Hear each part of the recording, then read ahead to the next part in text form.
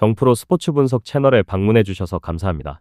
저희 채널은 라이브 스코어, YG 토토, 배트맨 토토에서 제공되고 있는 스포츠로만 분석 공유하고 있습니다. 무엇보다 적중률을 높이고 싶으신 회원분들은 정프로 가족방에 입장해 보시면 보다 확실한 정보를 쉽고 빠르게 받아보실 수 있습니다.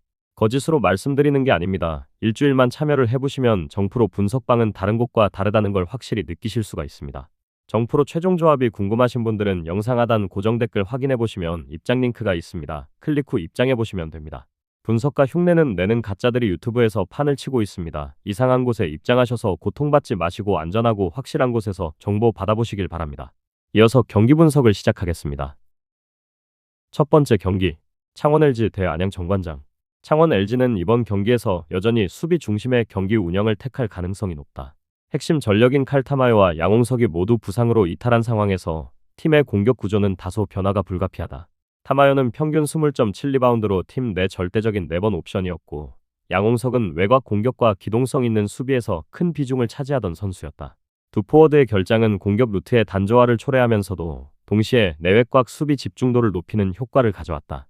허일영이 이들의 공백을 메우며 최근 들어 외곽 슛감을 끌어올리고 있고, KCC전에서는 21.7리바운드로 활약한 바 있다.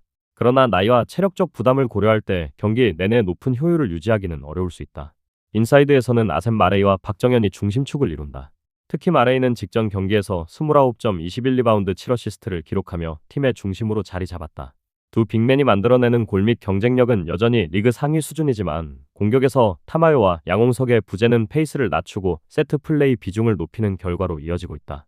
LG는 이런 구조적 변화 속에서 속공보다는 하프코트 세트, 수비 리바운드 장악, 상대 턴오버 유도에 초점을 맞출 것으로 보인다. 특히 최근 경기들에서 보여준 낮은 점수대의 흐름은 수비 농구로의 전환이 팀 전체에 이미 깊게 자리 잡고 있음을 방증한다. 결국 LG의 승리 가능성은 공격 효율보다는 수비 집중력 유지 여부에 달려 있으며 홈에서 상대의 공격 옵션을 제한하는 능력이 다시금 시험대에 오르게 된다.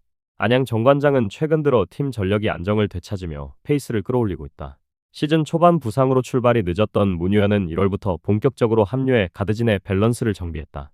그의 활약은 가드 로테이션에 활력을 불어넣는 동시에 클러치 상황에서의 득점력을 크게 개선했다. 최근 5경기 중 4경기에서 두 자릿수 득점을 기록하고 있으며 특히 KT전에서 18.7리바운드 3스틸을 올리는 등 완전한 회복세를 증명하고 있다. 정관장은 또한 박지훈, 변준영 등을 중심으로 세트 오펜스를 안정적으로 운영하며 빠른 공격보다는 점유율 높은 하프코트 농구를 구사한다. 외국인 자원들 역시 큰 부상 없이 로테이션을 유지하고 있어 인사이드 전력 또한 견고하다. 이러한 구조 속에서 정관장의 공격은 폭발력보다는 효율과 안정성에 방점을 두고 있으며 자유투와 세컨 찬스 득점을 중시하는 전형적인 세트 중심 농구로 귀결된다. 수비 또한 리그 내 상위권으로 평가된다. 최근 경기들에서 상대를 70점 이하로 묶은 비율이 높고 수비 리바운드와 로테이션 수비의 완성도가 상승하며 실점 억제력이 강해지고 있다. 문유현이 투입된 이후 가드진의 수비 압박도 향상되어 전체적인 디펜스 밸런스가 한층 탄탄해진 모습이다. 이런 팀 특성상 정관장은 빠른 템포보다는 경기 전체 리듬을 안정적으로 유지하며 페이스를 LG와 비슷한 수준으로 맞추는 운영을 보일 가능성이 높다. 결국 이번 경기에서 정관장은 가드진의 볼 배급과 외곽 성공률, 그리고 4쿼터 후반 집중력이 핵심 요인이 될 것으로 예상된다. 양 팀의 전력 구도를 종합하면 이번 경기는 대체로 느린 템포와 강한 수비전이 중심이 되는 양상으로 전개될 가능성이 높다. LG는 마레이를 중심으로 한 인사이드 장악력과 수비 집중도를 바탕으로 홈에서 주도권을 잡으려 할 것이고 정관장은 문유현을 앞세운 세트 오펜스로 응수하며 균형을 맞출 것으로 보인다. 두 팀 모두 최근 경기에서 평균 득점이 70점대 초반에 머물고 있고 수비 효율이 리그 상위권에 해당한다는 점을 고려할 때 이번 맞대결은 대량 득점보다는 상대의 실책을 최소화하려는 전략적 수싸움이 중심이 되는 흐름이 유력하다. LG는 홈 어드밴티지와 마레이의 리바운드 에너지로 근소한 우위를 점할 수 있으나 앞선 라인에서 정관장이 꾸준한 세트 운영을 통해 점수를 따라붙는 양상이 예상된다. 외곽 의존도가 높아진 LG 입장에서는 슛감이 흔들릴 경우 경기 흐름이 길게 답답해질 여지도 있다. 그러나 수비 집중력과 이지선다형 스크린 플레이를 바탕으로 LG는 경기 후반 상대의 공격을 억제하며 승리를 지켜낼 가능성이 크다. 결국 이번 경기는 비교적 낮은 득점의 접전으로 귀결될 공산이 높으며 수비 집중도가 높은 팀이 승리할 것이다. 언더 양상 속 창원 LG의 5점 차 이내 승리를 예상한다. 두 번째 경기, KCC 대 서울 SK. KCC는 최근 부상에서 복귀한 주력 선수들이 속속 코트에 돌아왔으나 팀 전체적인 밸런스가 완전히 자리 잡았다고 보긴 어렵다. 허운과 허운, 송교창, 장재석이 올스타 브레이크 이후 복귀했지만 경기 감각과 슛 성공률은 여전히 들쭉날쭉하다. 특히 최준용의 결장은 여전히 팀 수비의 구조적 문제를 심화시키는 요인으로 작용하고 있다. 최준용은 시즌 평균 11.8득점, 5.4리바운드, 3.1어시스트를 기록한 핵심 만능 자원으로 그의 부재는 KCC의 스위치 수비와 리바운드 경쟁력, 헬프 로테이션 범위를 모두 약화시켰다. 여기에 최근 10경기에서 실점이 급증하고 수비 효율이 하락한 모습을 고려하면 아직까지 상대의 공세를 이내 전술 수준으로 대응해야 하는 불안정한 단계에 머물러 있다고 볼 수 있다. 다만 홈 경기에서의 에너지와 리바운드 의지는 여전히 남다르며 복귀 선수들이 신체적 컨디션을 끌어올릴수록 공격 전환 상황에서 이전 시즌의 속공 흐름을 되살릴 여지는 충분하다. 그러나 외곽과 미드레인지 라인에서의 결정력 부족은 여전히 발목을 잡고 있으며 공격 템포가 빨라질수록 턴오버가 잦아지는 구조적 불안은 여전히 해소되지 않았다. 서울 SK는 최근 모비스를 상대로 뼈아픈 패배를 당했으나 정작 경기 내용은 상대의 패턴보다 스스로의 턴오버와 슈팅 난조가 문제였다. 세점슛 성공률이 11%에 불과할 정도로 외곽 감각이 무뎠고 승부처에서의 볼 관리가 미흡했다. 그럼에도 불구하고 SK의 전력은 여전히 안정적이다. 조직적인 하프코트 수비와 꾸준한 리바운드 장악력이 리그 상위권으로 평가받고 있으며 백코트 압박과 전술적 로테이션이 탁월하다. 또한 팀 내 포워드 센터 라인은 경기 체력 부담이 크지 않은 편으로 백투백 일정에서도 큰 전력 누수 없이 운영할 수 있다. 다만 일정상의 피로 누적이 리듬에 영향을 미칠 가능성은 존재해 이번 경기에서는 공격에서의 폭발력보다는 수비로 경기 흐름을 통제하는 방향이 유력하다. SK는 리그 평균보다 느린 페이스에서 효율적인 셋 오펜스를 구사하며 실수를 최소화하는 방식으로 경기를 풀어가며 전반적으로 상대의 실책을 유도하고 세트 수비로 압박을 가하는 데 강점을 보인다. 결국 이번 맞대결의 핵심은 KCC 복귀 라인의 경기 감각 회복 속도와 SK의 체력 안배 사이에서 결정될 가능성이 높다.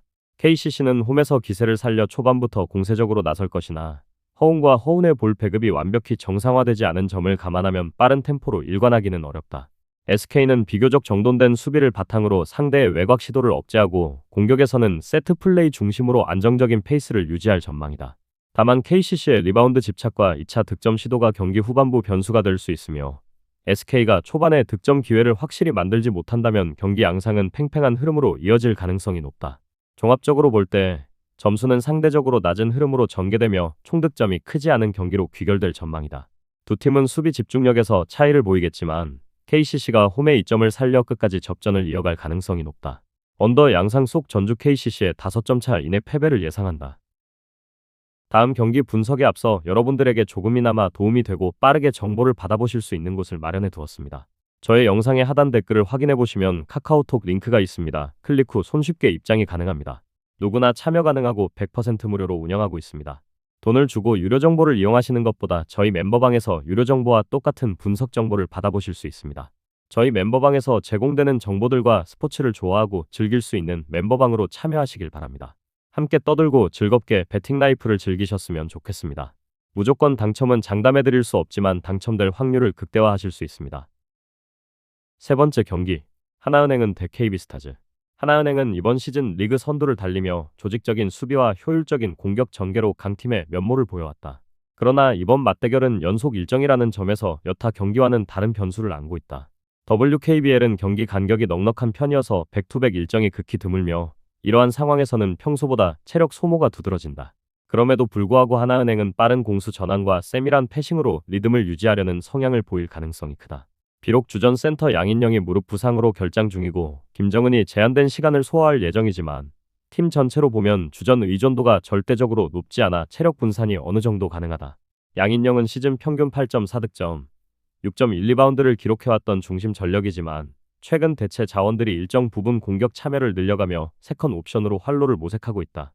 시즌 전체를 통틀어 일정 속도와 템포를 꾸준히 유지해온 팀답게 이번 경기에서도 수비보다는 공격적인 접근으로 피로 누적을 상쇄하려 할 가능성이 높다. 청주 KB스타즈는 체력적 여유를 지닌 상황에서 높은 득점 효율을 보여주는 팀이다. 직전 경기에서 충분한 리드를 확보한 뒤 주전들의 출전 시간을 안배하며 다음 경기를 대비했으며 주축인 강희슬과 박지수가 각각 외곽과 인사이드에서 중심 역할을 이어가고 있다. 강희슬의 외곽 성공률이 리그 상위권에 자리하고 있으며 박지수가 골밑에서의 존재감을 유지하면서 KB의 공격 전개가 더욱 다변화되고 있다. KB는 최근 경기에서 평균 득점이 꾸준히 상승세를 보이고 있으며 빠른 템포의 전환 공격을 기반으로 상대 수비가 정비되기 전에 플레이를 마무리하는 경우가 많다. 또한 허예은이 이끄는 볼 전개는 속도감과 정확성을 동시에 지니고 있어 하나은행의 수비 집중도가 떨어지는 시점에 효율적인 공격으로 이어질 가능성이 크다. 그 결과 경기 전체적으로 포제션 수가 늘어날 경우 양 팀의 공격 시도가 모두 늘어나며 득점 총합이 상향될 가능성이 충분하다. 이 경기는 초반부터 빠른 리듬으로 전개될 개연성이 높다. 하나은행은 체력 피로에도 불구하고 홈 경기라는 점을 활용해 초반 공세를 이어갈 것으로 보이며 KB스타즈 또한 강한 외곽 슈팅과 높이를 통해 점수를 쌓는 국면을 이어갈 전망이다. 전반적으로 양팀 모두 수비보다는 득점 효율을 극대화하는 데 집중할 것이며 이는 경기 흐름을 오버 양상으로 이끌 가능성이 높다. 특히 중반 이후에는 하나은행이 조직적 수비보다는 속공 중심의 전개로 리듬을 회복하려 할 것이고 KB스타즈는 이러한 속도전에서 강점을 발휘할 전망이다. 빠른 템포와 활발한 득점 교환이 이어지는 가운데 두 팀의 체력 소모는 오히려 페이스 유지로 상쇄될 수 있다. 결국 경기 후반부까지 공격 기세가 유지되며 높은 총점의 경기로 이어질 가능성이 크다. 오버 양상 속 부천 하나은행의 5점 차 이내 패배를 예상한다. 네 번째 경기, 서울 삼성 대 고양 소노. 서울 삼성은 최근 들어 체력적인 한계를 시험받고 있다. 직전 경기에서 수원 KT를 상대로 치른 격전 이후 연이어 경기를 치르게 되면서 선수단 전반의 피로 누적이 뚜렷하다. 최근 흐름을 살펴보면 수비 라인에서의 커뮤니케이션 저하와 리바운드 집중력 하락이 종종 나타나고 있다. 가스공사전에서는 고효율 야투와 리바운드 우위를 바탕으로 귀중한 승리를 챙겼으나 해당 경기는 상대의 수비 약점을 정확히 공략한 결과였으며 시즌 전체적 평균을 대변하기에는 무리가 있다. 에너지 소모가 큰 경기 이후 맞이하는 이날 경기는 체력 유지와 수비 조직력 유지가 관건이며 공격 시 페이스 유지보다는 확실한 찬스를 만든 후 마무리하는 효율적인 전개가 필요하다. 공격 효율 면에서는 외곽 중심의 득점 비중이 여전히 높으나 점차 상대의 수비의 압박 강도가 높아질수록 공격 성공률이 떨어지는 패턴이 반복되고 있다. 경기 후반으로 갈수록 주전진의 수비 로테이션이 늦어지며 박스아웃 싸움에서도 밀리는 경우가 잦아 이를 상쇄하기 위한 로테이션 조정이나 벤치 멤버 활용 폭이 중요할 것으로 보인다. 고양 소노는 최근 들어 전력이 안정세를 되찾으며 경기의 완성도가 한층 높아지고 있다. 시즌 초반 이정현과 이재도의 부재로 인해 백코트 운영에 어려움을 겪었으나 두 선수가 복귀한 이후 공격의 흐름이 개선되고 외곽 수비 또한 눈에 띄게 단단해졌다. 최근 정관장전에서 보여준 턴오버 문제는 여전하나 이는 부상 복귀 이후 팀 밸런스를 다시 잡아가는 과정에서 발생한 순환적 문제로 볼 수 있다. 오히려 전체적으로 보면 경기 운영 능력과 경기 후반 집중력은 시즌 초보다 더 강해진 상태다. 레이던 나이트를 중심으로 한 인사이드 공격 라인은 꾸준하며 수비 전환 시 리무브 속도가 빨라졌다. 다만 경기 내에서 볼 움직임이 지나치게 늘어나며 턴오버가 급증하는 상황이 반복될 경우 득점 효율이 떨어지는 경향이 있으므로 백코트의 경기 조율이 핵심 변수로 작용할 전망이다. 또한 이전 경기에서 격한 수비 대결을 펼친 후 하루간의 휴식기를 가진 만큼 이번 맞대결에서는 피로도 측면에서 서울 삼성보다 다소 여유가 있을 것으로 판단된다. 종합적으로 보면 서울 삼성은 홈 2점을 안고 있음에도 불구하고 연속 일정 탓에 경기 후반으로 갈수록 수비 집중력이 떨어질 여지가 크다. 반면 고양 소노는 복귀한 이정현과 이재도의 존재로 경기 후반 안정감이 강하며 경기 운영 면에서 이전보다 노련한 모습을 보여줄 가능성이 높다. 양팀 모두 공격에서의 기복이 크지 않지만 최근 경기 흐름을 감안하면 속공보다는 세트 페이스 위주의 짜임새 있는 전개가 주를 이룰 것으로 보인다. 수비 전환 속도와 공격 효율이 모두 일정 수준 이하로 제한될 가능성이 높기에 이날 경기는 큰 점수 차보다는 치열한 수비전 양상을 보일 가능성이 높다. 홈팀 서울 삼성이 초반 리드를 잡을 가능성도 있으나 경기 후반 체력 열세와 외곽 수비 붕괴로 인해 근소한 격차의 승부가 예상된다. 언더 양상 속 서울 삼성의 5점 차 이내 패배를 예상한다. 저의 영상이 마음에 드셨다면 구독과 좋아요, 알림 설정 해주시면 저에게 큰 힘이 됩니다. 추가적인 조합픽과 다양한 경기에 대한 세부적인 분석과 결과가 궁금하신 분들은 영상 하단의 댓글창 꼭 확인해 주시길 바랍니다. 스포츠 토토가 처음이신 분들 혹은 적중률이 낮으신 분들께서는 멤버방 적극적으로 추천드리고 멤버방 입장하시면 분석 비교부터 해보시길 바랍니다. 멤버방에 다양한 픽스터 분들이 많이 있으니 도움을 받아서 수익을 극대화하는 것도 괜찮은 방법일 수 있습니다. 그러니 며칠 지켜보신 후 마음에 드는 조합픽 탑승하는 방법도 좋을 수 있습니다. 누누이 말씀드리지만 스포츠는 절대로 운으로 하는 게임이 아닙니다. 이제는 스포츠도 전문 분야가 존재합니다. 오늘도 저희 영상을 시청해주셔서 정말 감사합니다.